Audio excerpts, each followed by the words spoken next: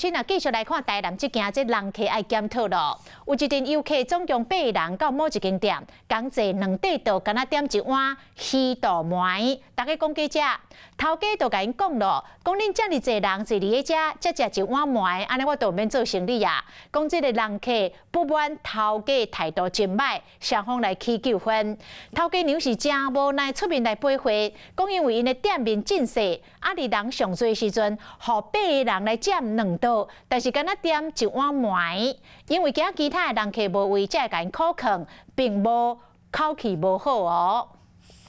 规片鱼肚配姜丝含葱酥，真侪游客伫礼拜连港来到台南，拢会点一碗鱼糜来食。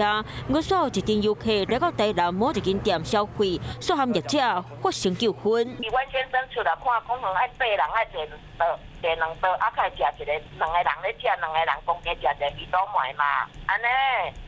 啊，阮先生就甲伊讲，小姐，啊恁。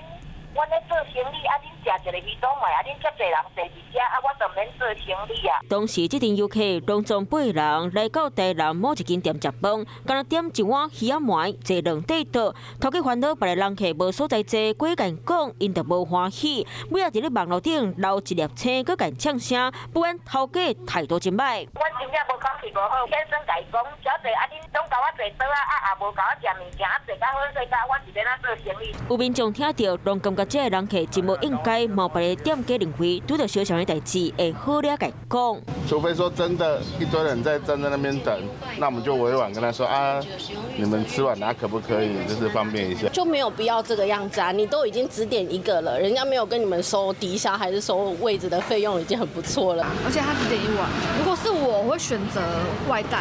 消息传出去，互大家拢讨论甲热不喷，嘛意外互这间海产店正做讨论的话题。